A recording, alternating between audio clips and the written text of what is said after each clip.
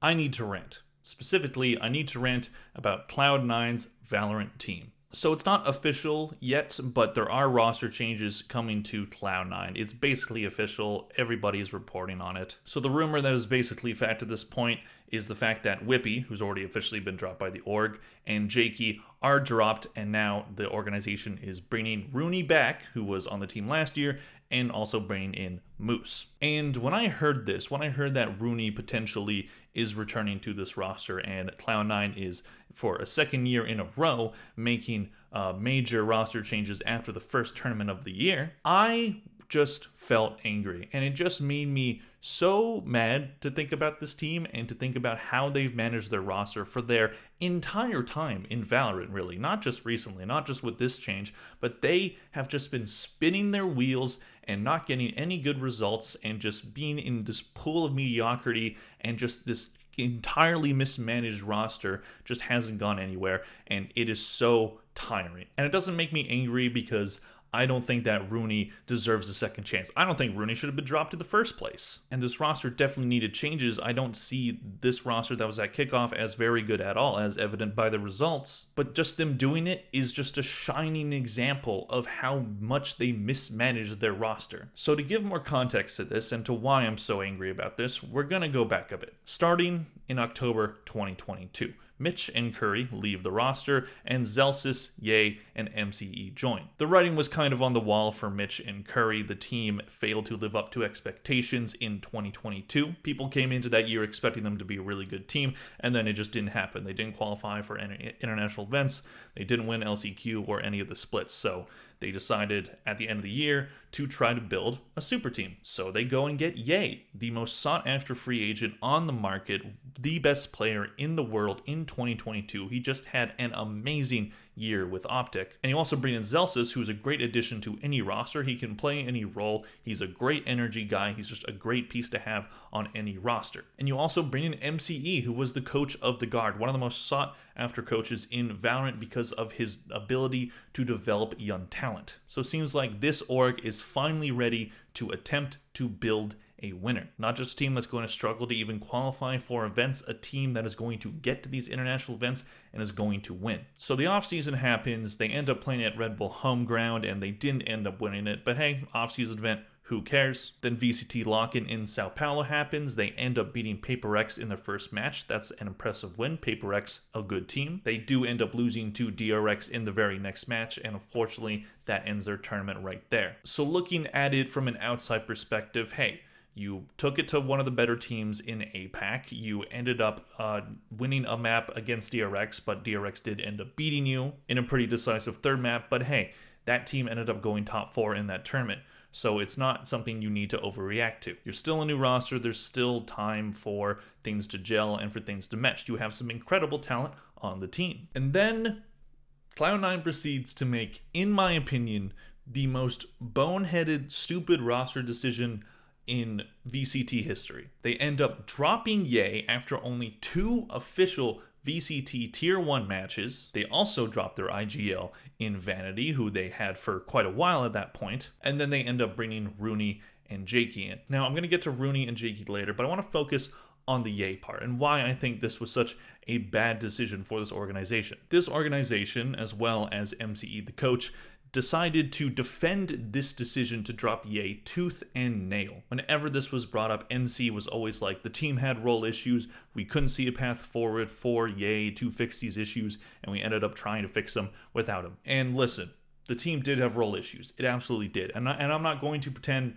like I am a Valorant general manager or a Valorant coach, that I know how to build a fantastic roster. But what I will say is that when you have Ye, you have this player who just had one of the best years of any player in Valorant up to this point, looked incredible in 2022, didn't look like he was bad when he was playing for you at all. Every team wanted him. You ended up outbidding every other team that wanted to get Ye. Ye turned down $1 million in APAC to join your team. And what do? You drop him after 2 matches? If you're going to fix those role issues, why wouldn't you build it around arguably your best player, the player that you just picked up, the player that everybody was after, that everybody thinks is an extremely good player, who proved that he could win a world championship. Why would that not be the player that you build your roles around? Why did you choose Leaf over Ye? I like Leaf. I think Leaf is a good player.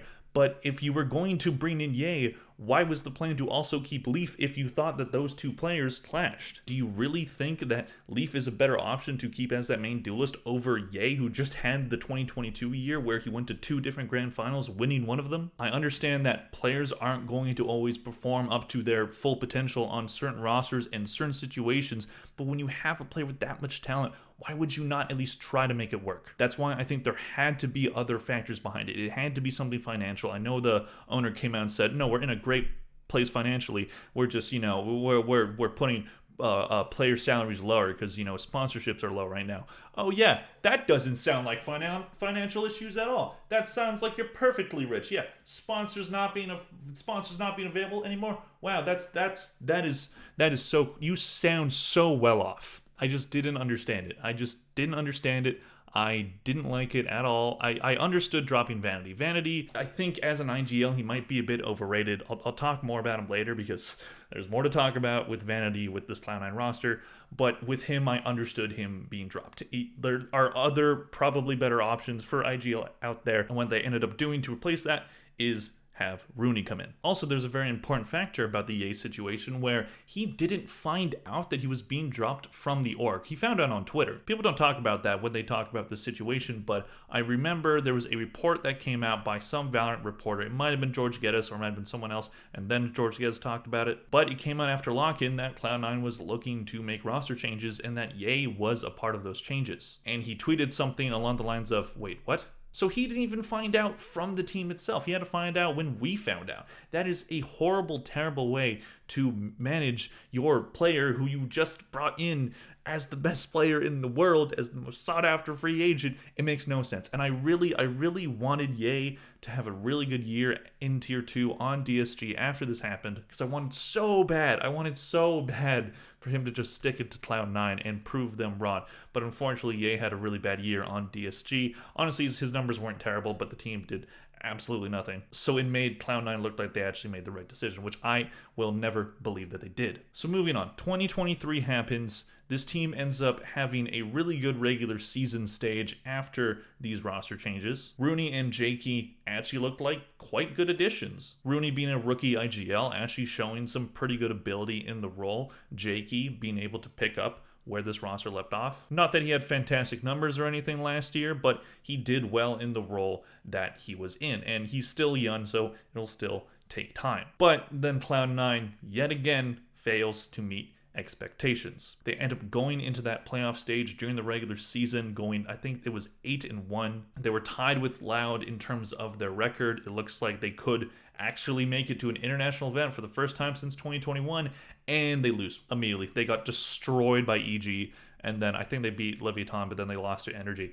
and it was just such a whimper. And I felt bad for all the players because I did like the roster actually once this happened, but it just kind of felt like karma came to this org. It just felt like the Valorant gods were just like, yeah, we're going to tease you with a good performance and you're actually going to do well, and then just completely drop the ball when push comes to shove. LCQ, similar situation. They don't end up qualifying for champions. So then we get to September 2023. So if you're Cloud9, what do? You just had a really good regular season stage, but you ended up not living up to expectations in those big moments. You still have some young people on your team like Rooney, who is an inexperienced IGL, but did do well in the role when he was given it. Jakey, not fantastic, but decent numbers, and there's maybe something that you can build off of there. So then the offseason starts, and what do?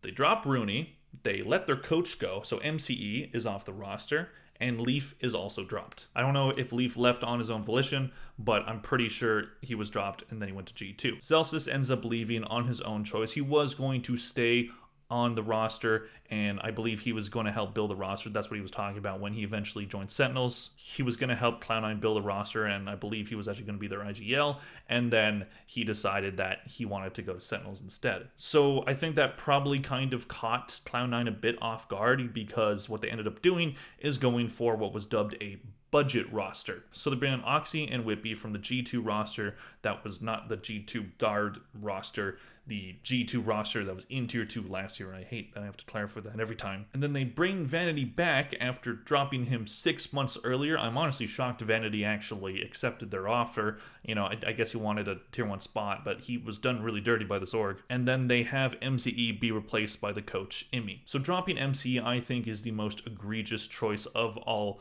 of these roster changes. MC was a good coach. I think their regular season stage and how dominant they looked was in part because MCE was their coach. He was really good for the guard. He ended up moving to Cloud9. He did get a lot out of that core. He just wasn't able to get them over the hump. I didn't really like how he handled the A situation because he kept just defending that decision over and over and over again, even months later. I do know that Ye did imply that the coach and the team itself didn't want him gone, but the way that MC talked about it, he did kind of put himself in the spotlight of that, which isn't really his fault because he was the coach. Of course, he's going to be asked about it. But even after defending this org so much and showing his loyalty, he's dropped. So if you're going for a budget roster full of young players, why wouldn't you want the coach that is known for being good at developing young talent? It makes no sense. And Imi, I don't know much about Imi as a coach, but the returns so far on him as this team's coach are just not the same as what I think we would have had with MCE. And dropping Rooney and bringing back Vanity,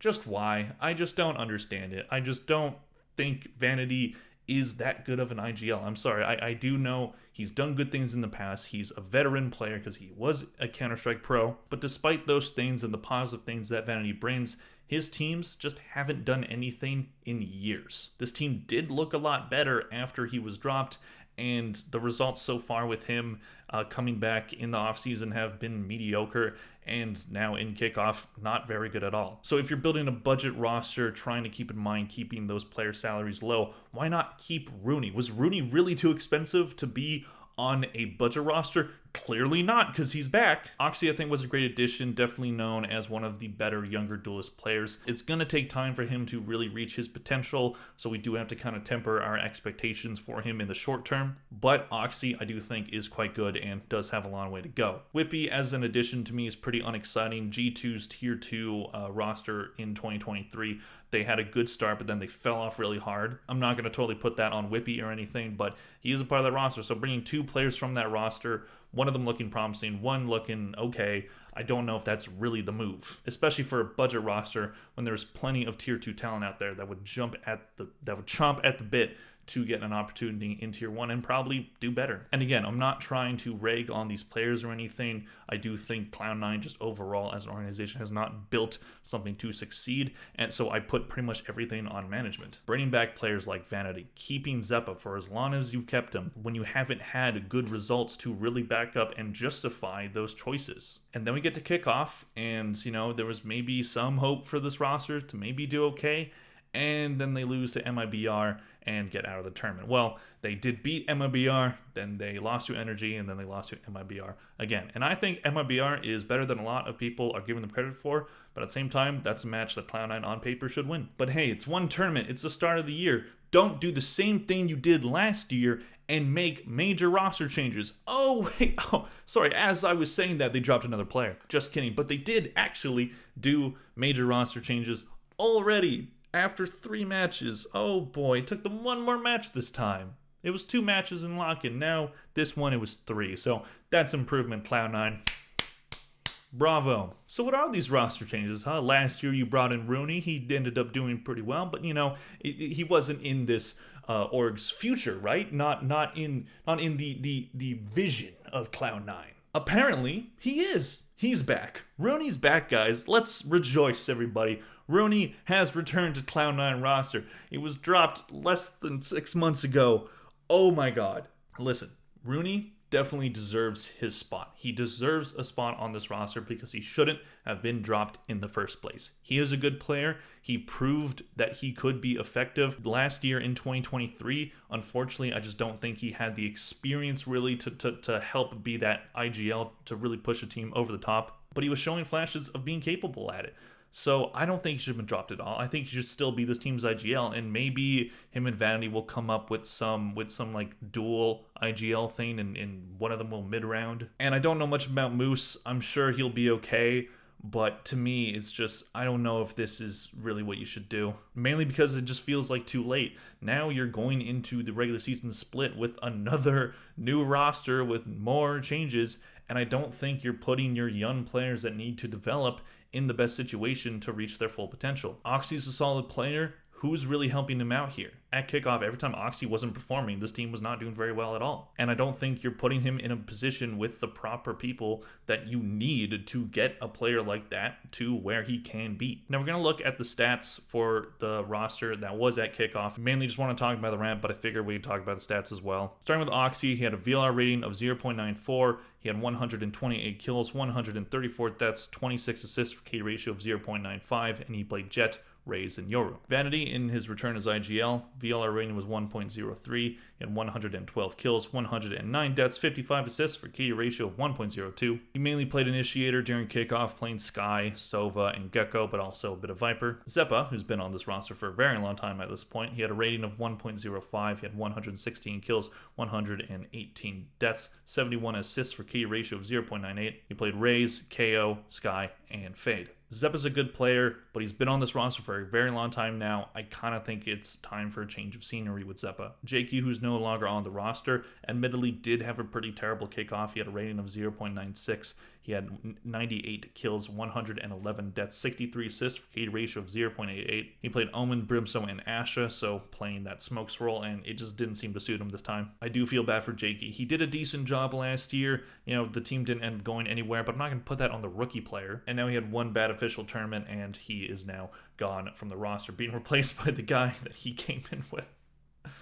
Oh my god, it just hurts my brain. Whippy, who so far is the only officially dropped member, Jakey technically is still on the roster. He had a rating of 0.98, 98 kills, 100 deaths, 36 assists for K ratio of 0.98. He played Killjoy and he played Viper. Whippy didn't perform extremely well, and I don't disagree with him being dropped. And I don't disagree that this roster needed changes, but it's just the way they do it. It's the way Cloud9 just spins their wheels and just goes in circles, just bringing back players that they dropped and did dirty in the past. Listen, as I said, I'm not a Valorant team manager. I don't make rosters. I'm not a coach. I'm not a mind that knows this game inside and out, knows everything about it, that knows how to build the right roster.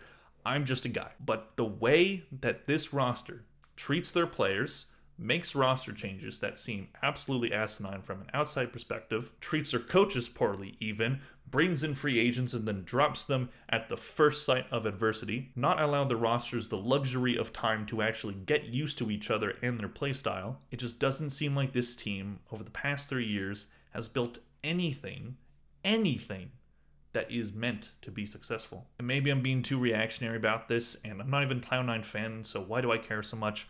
I just care because this org, you know, they got the luxury of being one of the partner teams, and they just haven't shown to me that they actually care. Aside from, you know, when they signed EA in the first place and then immediately dropped him after. I'm just disappointed that one of the biggest orgs in esports is treating their players like this, is managing a team like this. To me, it's just an absolute embarrassment. Anyways, let me know what you guys think of these upcoming roster changes for Cloud9 and, you know, anything that's happened in the past, anything that I talked about. Do you think the changes of bringing back Rooney and Moose are going to be a good idea? Do you think that this roster is still not going to be very good in the Americas, or are they actually going to do what they did last year and have another surprise good run and then fall short when it actually matters? Please click like if you enjoyed the video. Thank you all very much for watching, and I'll see you guys in the next one. Bye!